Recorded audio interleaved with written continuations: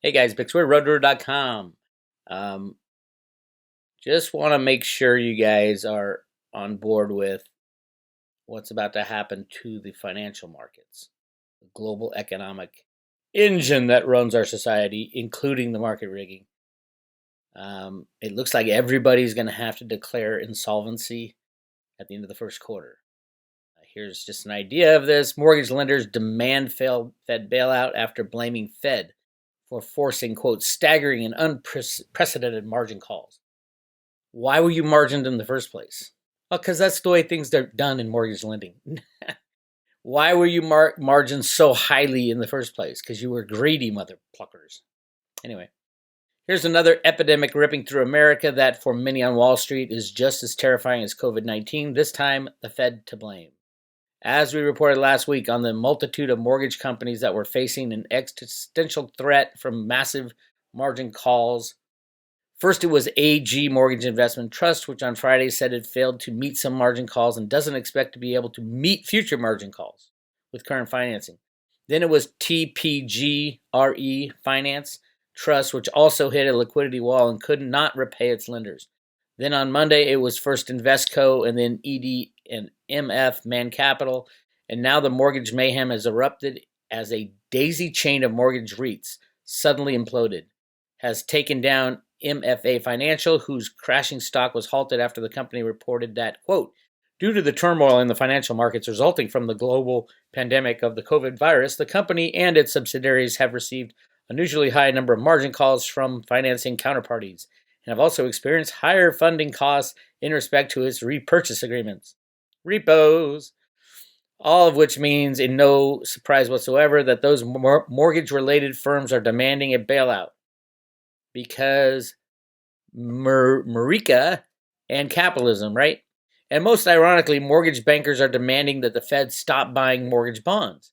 As Bloomberg reports, bankers are sounding alarms at the Fed's unprecedented buying of $183 billion of bonds tied to mortgage loans last week are unintentionally putting their industry at risk by triggering a flood of margin calls on hedges leaders have entered into to protect themselves from the losses. In Sunday's letter, the Mortgage Bankers Association urged the SEC and the nation's main brokerage realtor to address the problem by telling securities firms not to escalate margin calls to destabilizing levels. So they're not going to do the margin calls, so that means they're the ones who are going to go bankrupt. The NBA letter signed by CEO Robert Bokenschmidt said, when lenders issue new loans, they often simultaneously short mortgage-backed securities. This is done because the loans might fall in value before the banker can sell them to Fannie Mae and Freddie Mac. That's the entire problem with housing and the incredible housing bubble that's going to pop. Houses are going to go down 90% because it was a fraud to start with all along. Banks don't hold those loans. Banks are backing out of the loans. There was just a report on Zero Hedge that we have the most pending mortgages ever, and everybody used to think, oh, that's great. It's going to end up in a lot of sales of houses. It's the most pending ever because banks are pulling out. They're not funding these loans. They know it's over. Now with lenders getting crushed on these hedges, and like I said, it's the derivatives, dummy. It's the derivatives, dummy. It's the derivatives, dummy. Everything is derivatized. There is no bailing this shit out. Broker-dealers' margin calls on mortgage lenders reached staggering and unprecedented levels by the end of the past week. The inability of a large set of responsibly managed lenders to meet these margin calls would jeopardize the very objective of the Federal Reserve Agency MBS purchases, the smooth functioning of both the primary and secondary mortgage markets. Some lenders, the letter exclaimed, may not be able to meet their margin calls in a day or two. And Harry Habib, founder of MBS Highway, a lending industry advisor who was among the first to publicly sound the alarm bell last week, warned ominously, quote, this is a collapse of the system. It's as simple as the Fed stops buying for a period of time. The NBA, whose members underpin the housing market, asked the watchdogs to issue guidance directing brokers to work constructively with lenders. Additionally, as Bloomberg notes, the surge in margin calls is also inflicting major pain on commercial real estate, with the threat of widespread loan defaults prompting a wave of selling of mortgage-backed securities. Colony Capital CEO Tom Barrick reiterated his desperate pleas for a bailout on Sunday, calling it for a moratorium on margin calls and Fed buying to halt the sell-off for bonds tied to commercial properties. That's the derivative market, my friends. It's exactly what the Road to Ruda documents in the Banking Basics document from the Federal Reserve Bank of Boston. Originally published, that one was originally published in 1987, but redone and re-released with the Road to Ruda documents on January 1st, 2007. There was 2 reasons why banks fail. And then right between those 2 pages was the Gata picture of the Fed bathed in golden sunlight. But the 2 reasons were, number 1, mortgages, housing crash. And that was in Alan Greenspan's doctorate thesis as well. And I guarantee you it's called The Road to Ruda. Ooh, nobody's seen it except one Barron's author who said, well, it had a lot about the housing crash in there. All part of the takedown. And number 2, the second thing, crash in the oil prices, crashes all banks. What's happening right now? Crash in mortgages, crash in oil. Boom. Road to Ruda is coming true. And then you have this. Now this, I knew this was coming. It is a proposal, Wall Street Journal article, The Global Conundrum, How to Pause the Economy and Avoid Ruin. They want to stop everything because they're losing all the wealth artificial wealth that they had built up. They want to just freeze everything until the virus goes away and then turn the switch and everything turns back on just like normal. It ain't going to work that way, my friends. There will be no deciders. I've said it a million times. Are you going to trust Steve Mnuchin to run our next financial system?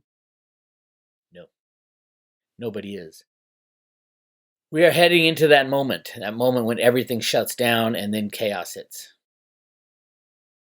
I'm not so sure there's anybody with any idea of how to do it. No, the Nesser Act is ridiculous and will never work. I'm sorry, my cryptos, they'll be there after the crash. Not during. It'll be a last-ditch effort.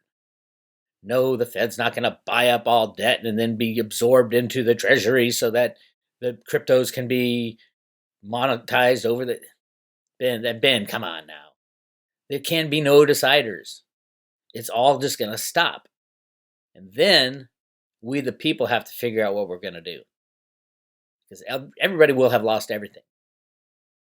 These derivatives are in the quadrillions, multi-quadrillions. And countries are printing money and not telling anybody. There's no way to switch the old system over to a new system unless we get rid of everything. And then implement sound and solid rules, regulations on how to trade. No more derivatives for at least 100 years. We don't need derivatives. I know they've been around forever, but we don't need them. They are the cause of the problem. One of the many. And the criminal bankers and the criminal politicians and blah, blah, blah.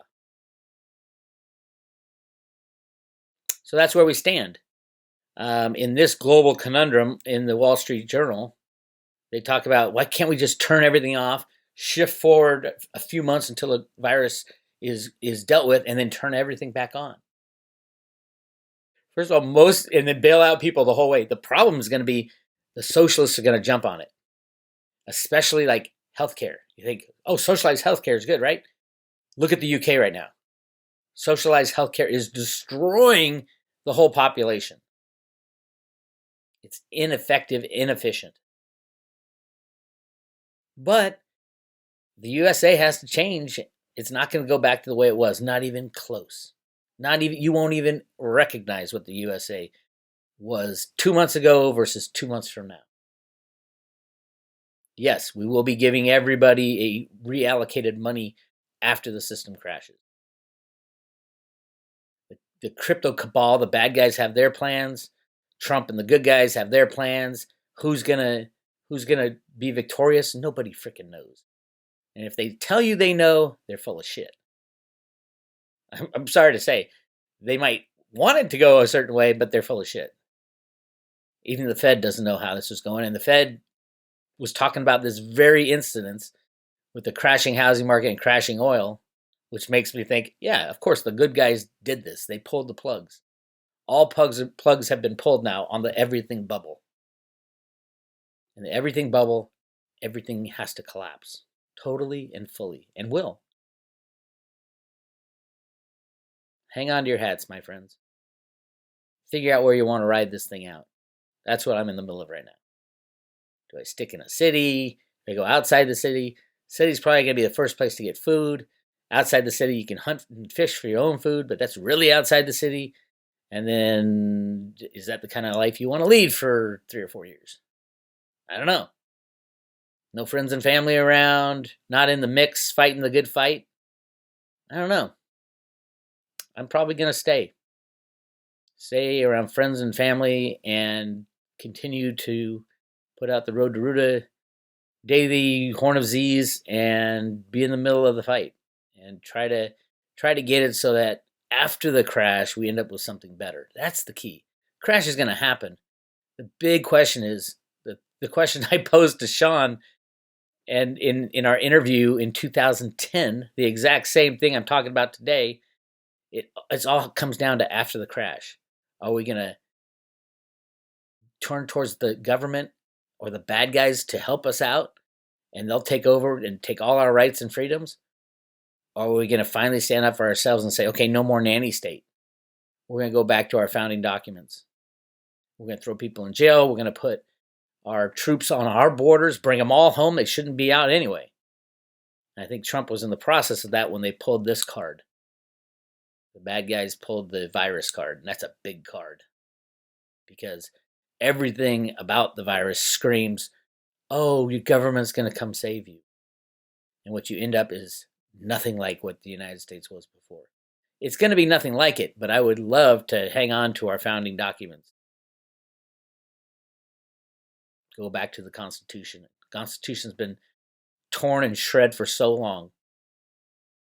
Have the people in charge of themselves. And that's where we're headed. Stay local. Figure out what you're going to do for a living because everything is changing. This is Bix. If you want to join the Road to Ruta, go to roadtoruta.com. Hit subscribe today. And there you go. You get Ruta jumping up and down on the silver brick road and the cave of gold inside of the Grand Canyon. We can hand out gold to everybody. It's there. It's all over the United States.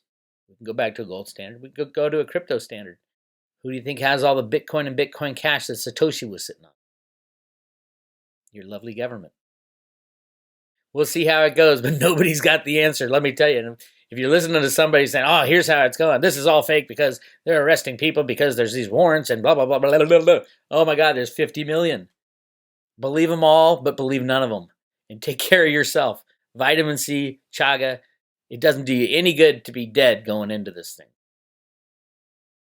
Whether you're right or wrong about whether this virus is bad or good, whether it's just a government ploy, another deep state attack, another false flag, it does not matter. You need to get your body ready for everything. It's the dynamic people who will survive, not the static people. If you think things are going back to the way they were, they never will, ever. This is Bix. Take care.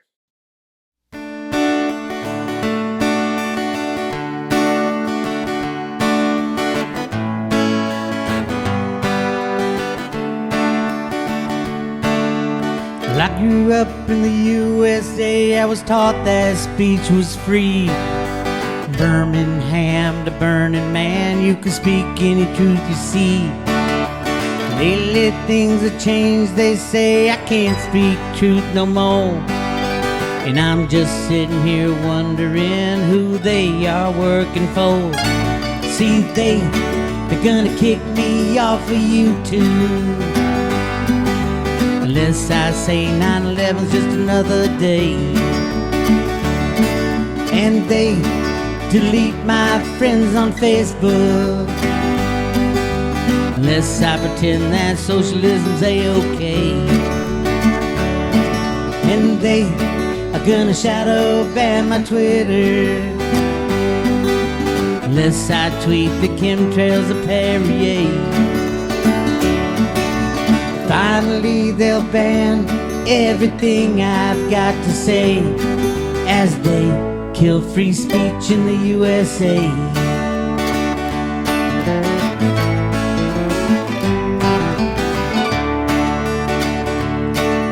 They decide what's right, they decide what's wrong, they ban what won't conform. They sit in shadows, they run the gallows, say I must abide the norm. Without free speech we lose freedom, they cut off our free will. If I find truth that they don't like, they'll label me a shill. And then they're gonna kick me off of YouTube. Unless I say 9/11's just another day. And they delete my friends on Facebook. Unless I pretend that socialism's a-okay. And they are gonna shadow ban my Twitter. Unless I tweet the chemtrails of Perrier. Finally they'll ban everything I've got to say, as they kill free speech in the USA. They're trying to kill free speech in the USA.